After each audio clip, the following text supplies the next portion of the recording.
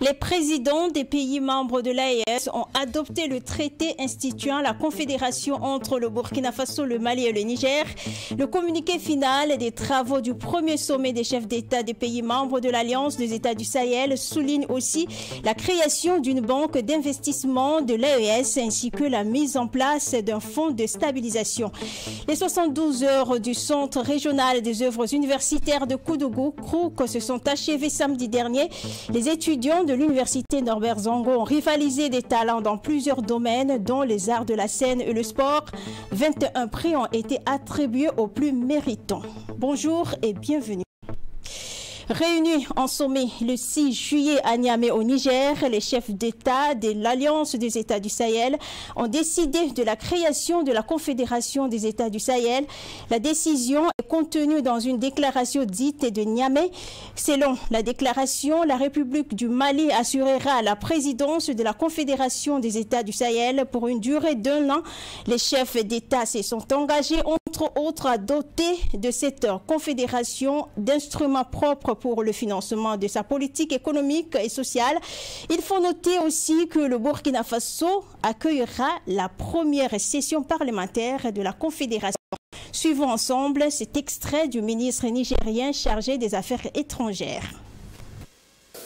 Rappelant notre attachement aux principes et objectifs consacrés par la Charte des Nations Unies, réaffirmant notre attachement aux idéaux, principes et objectifs de l'Union africaine et du panafricanisme, s'inspirant des traditions historiques et des valeurs des civilisations africaines, considérant la charte de l'Uptako du Gourma instituant l'Alliance des États du Sahel, AES, signée le 16 septembre 2023 à Ouagadougou, Bamako et Niamey, soulignant la nécessité d'ajouter au domaine de la défense et sécurité prévue par la charte de l'Utako de Gourma, ceux de la diplomatie et du développement, tenant compte de la volonté des États et de la Confédération AES de mener une lutte commune et efficace contre le terrorisme au Sahel en général et dans la zone du Lutako Gourma en particulier, résolu de procéder à la refondation de nos États en se basant sur nos valeurs historiques, socio-culturelles pour l'émergence d'un type nouveau de citoyens pour la promotion d'une gouvernance vertueuse au service des intérêts exclusifs de nos populations, soucieux de créer un espace souverain de sécurité, de paix et de prospérité, déterminé d'assurer un développement durable en mettant en œuvre une politique économique et sociale endogène basée sur nos propres ressources et un partenariat respectueux de notre souveraineté, réaffirmant notre attachement à un multilatéralisme inclusif, respectueux de la souveraineté et des intérêts mutuels de nos États, en vue de contribuer à la paix et à la sécurité internationale, à la justice et au développement, résolu à coordonner notre action diplomatique en vue d'unir nos positions et de parler d'une même voix sur la scène internationale, avons décidé solennellement de la création de la Confédération des États du Sahel, AES. Décidons de doter la Confédération des instruments propres pour le financement de notre politique économique et sociale. Décidons de mettre en place des mécanismes visant à faciliter la libre circulation des personnes, des biens et des services au sein de l'espace AES. Le ministère de la Communication, des Arts et du Tourisme a constaté que certains films tournés et diffusés en salle en 2022 et 2023 n'ont pas fait objet d'obtention d'autorisation de tournage au préalable, raison pour laquelle, dans un communiqué daté du 12 juin dernier, le secrétaire général du ministère a rappelé le décret du 21 mai 2013 relatif au respect de l'obtention d'autorisation de tournage et des prises de vue sur le territoire national. Le directeur général du cinéma et de l'audiovisuel, Fousseni Mié, revient sur cette décision dans ce reportage. Dans ce communiqué du 12 juin dernier, le ministère de la Communication, des Arts et du Tourisme rappelait à l'ensemble des acteurs intervenant dans le domaine du cinéma, de l'audiovisuel et de l'image animée du Burkina Faso l'importance de respecter la procédure d'obtention d'une autorisation officielle avant de débuter toute activité de tournage ou prise de vue pour les projets cinématographiques professionnels. Selon le directeur général du cinéma et de l'audiovisuel, Fousseni Mié, le constat fait par le ministère révèle que la majorité des nouvelles sorties des films burkinabés en salle et aussi des projets de tournage qui sont présentés n'ont pas fait l'objet d'obtention d'autorisation de tournage au préalable. Mais pas que, il évoque aussi la question sécuritaire. Au regard aussi de la situation dans laquelle notre pays se trouve, nous devons de renforcer le dispositif de sécurité, de surveillance, en tout cas pour faire face aux menaces sécuritaires et aussi affirmer la souveraineté nationale. Donc exiger le respect de la réglementation à la matière est essentiel, en tout cas pour garantir la protection des populations, garantir la protection des équipes de tournage et aussi protéger l'image du pays et les intérêts du pays face à la menace terroriste. Le directeur général du cinéma et de l'audiovisuel a souligné que le non-respect de la réglementation constitue aussi une perte pour l'État en termes de recettes. Si nous prenons une simulation concernant 263 œuvres qui ont été déclarées au BBDA en 2022, supposons que 30 films ne sont pas, en tout cas on fait l'objet d'obtention de tournage, le reste, les 240 autres films là, n'ont pas fait. Donc cela constitue environ, en tout cas un manque à gagner à hauteur de 4 800 000 francs. Donc ici aussi, l'intérêt en tout cas du respect de la réglementation, en tout cas constitue aussi, en tout cas des sources de revenus, en tout cas pour contribuer en tout cas à l'effort de guerre. Pour Fousseni, les autorisations de tournage sont délivrées pour les films de fiction, les feuilletons, les séries et les films documentaires. Les acteurs œuvrant dans le domaine du cinéma sont donc invités à se conformer à la réglementation. Le ministère de la Communication, des Arts et du Tourisme dit compter sur la bonne collaboration de ces acteurs. Cette année, ce sont plus de 8000 pèlerins burkinabés qui ont pris part au Hajj 2024 à la Mecque en Arabie Saoudite. Plusieurs pèlerins sont déjà de retour au Burkina Faso. Les autres pèlerins comptent prendre le dernier vol qui est attendu le 12 juillet prochain. Pour en savoir davantage sur l'organisation du Hajj 2024, nous avons approché le syndicat national des gérants des agences de voyage et de tourisme. Selon ce syndicat, il y a une amélioration par rapport aux années antérieures. Toutefois, l'on compte un certain nombre de difficultés. Sanata Seri. Le dernier vol des pèlerins burkinabés est attendu à Ouagadougou le 12 juillet prochain. Cette année, ce sont plus de 8000 pèlerins burkinabés qui ont pris part au Hajj à la Mecque. Selon le syndicat national des gérants des agences de voyage et de tourisme, l'organisation du Hajj 2024 a connu une nette amélioration par rapport aux années précédentes. Occasion pour le dit syndicat de saluer le comité national de suivi du pèlerinage à la Mecque. L'organisation était assez bien par rapport aux autres années. L'organisation, sur le plan organisationnel, vraiment on peut quand même tirer un peu le chapeau au comité national de suivi du pèlerinage. Il y a 10 vols qui ont déjà atterri. Nous remercions le Seigneur parce que nos parents sont revenus sains et saufs. Et nous pensons qu'il va toujours étendre sa main sur les 7 derniers vols-là pour que nos pèlerins puissent rejoindre leur domicile, le pays et leur foyer, leurs familles, différentes familles.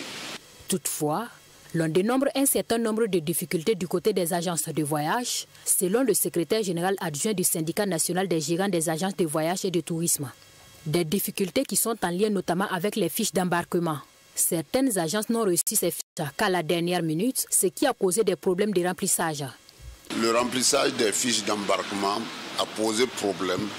Il y a des agents qui ont bénéficié de ça à temps plein et il y a d'autres qui n'ont pas bénéficié de ça à temps plein.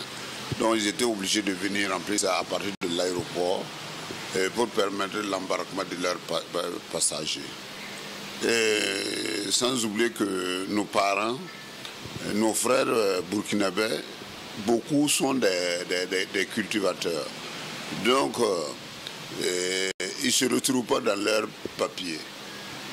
Je veux parler des passeports et autres.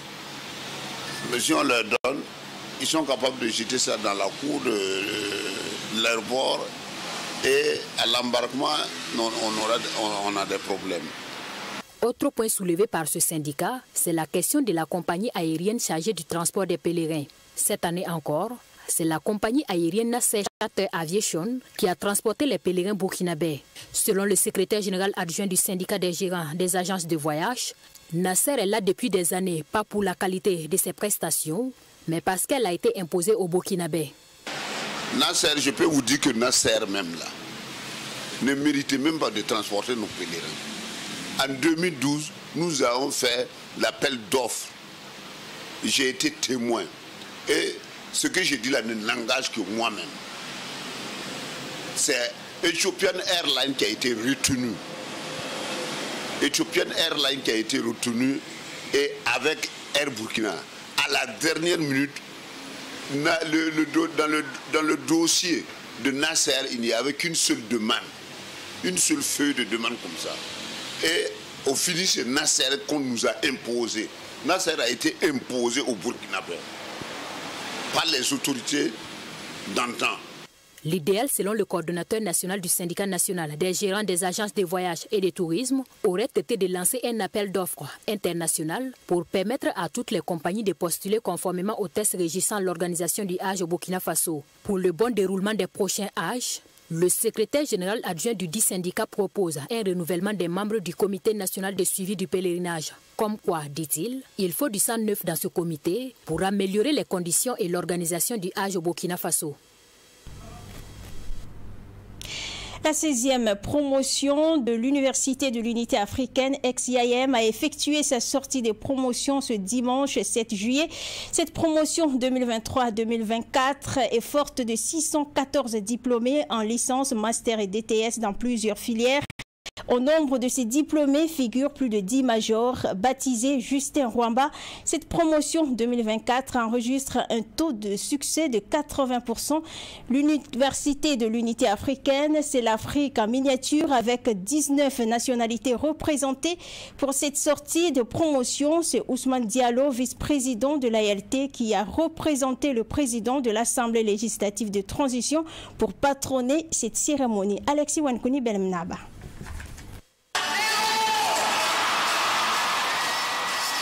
L'événement était festif par sa nature et solennel par son caractère. Cette sortie de promotion, 5 ans pour certains, 3 ans pour d'autres pour le temps de formation. Cette cuvée 2024 de l'Université de l'Unité africaine, forte de 614 diplômés, cette cohorte de l'UIA a reçu des formations qualifiées et adaptées aux besoins du marché de l'emploi. Ces étudiants sont désormais dans différentes filières et aptes pour le marché de l'emploi. En prenant leur parchemin, les majors ont eu droit à des bourses d'études, des ordinateurs et des enveloppes. Une occasion pour ces derniers de traduire leur gratitude au corps enseignant ainsi qu'à leurs parents pour le soutien. Je suis vraiment fier d'arriver au sommet. Durant toutes ces années derrière moi, où vraiment je me suis donné à fond. Vraiment, je suis très content et je remercie beaucoup à l'IAM qui m'a accompagné jusqu'à arriver au sommet en portant haut le flambeau de l'Université de l'Unité africaine. C'est un pari réussi une fois de plus pour le président du conseil d'administration de l'UIA. Ces étudiants ont acquis leur diplôme certes, mais ils doivent réussir désormais leur vie professionnelle, indique Dr Ahmed Moussa Diallo. Raison pour laquelle il invite ses récipiendaires à la culture de l'esprit entrepreneurial. Pour réussir maintenant le parcours professionnel, le parcours du travail, du monde du travail. Donc on les exhorte à être des exemples d'intégrité, de courage et surtout de travail. Parce que s'ils se mettent à la tâche avec le bagage intellectuel qu'ils ont, ils vont déplacer les montagnes, ils vont se faire connaître, ils vont améliorer l'environnement dans lequel ils vivent. Parce que l'Afrique a besoin de ces jeunes qui se battent, qui gagnent et qui donnent espoir. L'Afrique a besoin des jeunes qui se battent, qui gagnent et qui donnent l'espoir.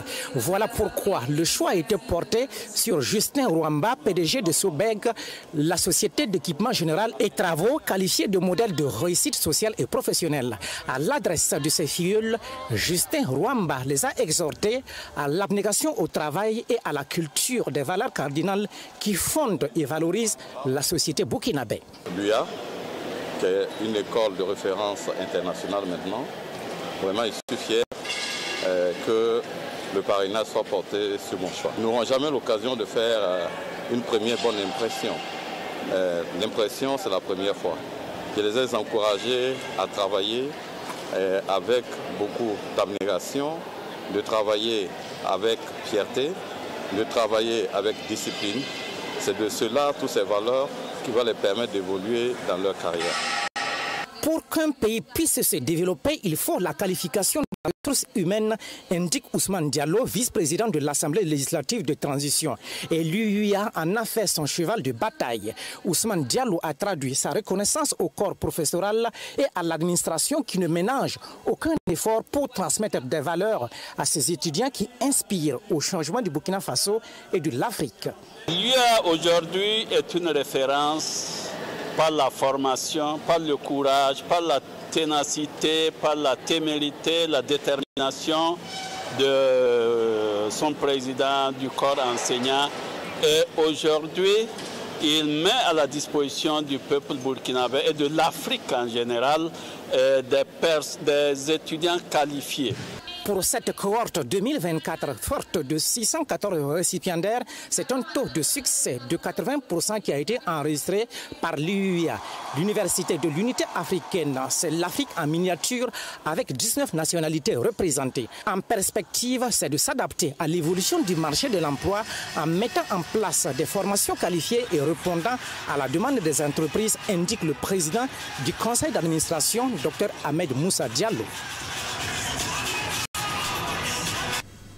Du 4 au 6 juillet 2024 s'est tenu dans la région du centre-ouest, et plus précisément dans la cité du Cavalier Rouge, les 72 heures du centre régional des œuvres universitaires de Koudougou-Krouk.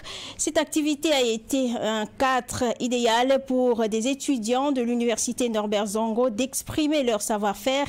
Ces étudiants ont rivalisé de talent dans plusieurs domaines, notamment les arts de la scène et le sport. À l'occasion de la clôture des 72 heures du centre régional des œuvres universitaires, une cérémonie des récompenses a été organisée. Au total, 21 prix qui ont été remis à la nuit des lauréats. Série d'allocations suivies des prestations d'artistes et remises des prix ont été les temps forts de cette soirée festive. Serge Bassolé y était. Nous sommes à la nuit des lauréats, marquant la fin des 72 heures du Centre régional des œuvres universitaires de Koudougou-Krouk. Une soirée où le public a été tenu en haleine par des prestations artistiques. La parenté à plaisanterie n'a pas de prix. Et tu ne sais pas parce qu'elle n'a pas de prix. La fille du Baël, celle qui a 8 ans.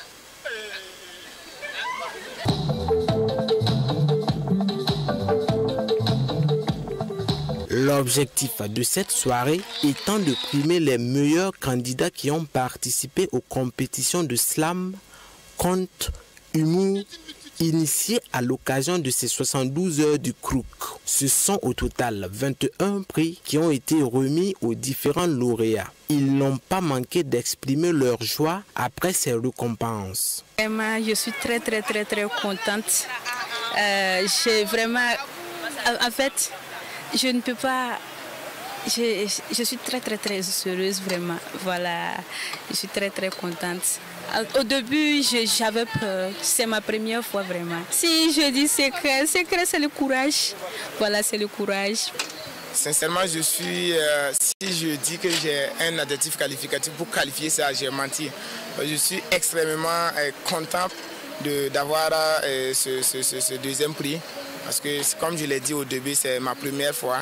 Et sincèrement, si tu commences et que c'est un peu bien, voilà, ça te donne l'envie de continuer, voilà, davantage pour pouvoir, pourquoi pas, le premier prix. Moi, je voudrais dire un grand merci au CROUC, Centre régional des œuvres universitaires, d'avoir organisé cette activité pour nous permettre, nous les étudiants, de bien s'exercer. Les premiers responsables du Centre national des œuvres universitaires, c'est nous, se sont réjouis de la bonne tenue de cette activité, sans oublier la mobilisation des étudiants autour des 72 heures du CROUC. L'objectif recherché à travers ces 72 heures, c'était surtout la cohésion sociale entre les étudiants au niveau des différentes universités, de l'université Norbert Zongo de Koudougou. On félicite vraiment le DR avec les différentes autorités qui ont eu à accompagner cela et également les étudiants qui ont eu en tout cas les différents prix et qui ont participé vraiment et ont permis d'atteindre les objectifs de ces 72 heures. Toi, vraiment, c'est un sentiment de satisfaction à l'issue des 72 heures du Centre régional des œuvres universitaires de Koudougou pour les différentes prestations que nous avons vues en lien avec le thème de ces 72 heures. Nous avons donc compris que les étudiants se sont appropriés le thème et les différentes prestations qui ont été présentées en tout cas cadrent très vraiment bien avec le thème et que nous espérons que ce thème va pouvoir donc produire ses effets au bénéfice du monde universitaire et des étudiants de façon particulière. La parenté à plaisanterie, facteur de cohésion sociale dans nos cités et restaurants universitaires, était le thème retenu pour ces 72 heures du Centre régional des œuvres universitaires de Koudougou. À cette cérémonie, des lettres de félicitations ont d'ailleurs été remises à des travailleurs du Centre régional des œuvres universitaires de Koudougou.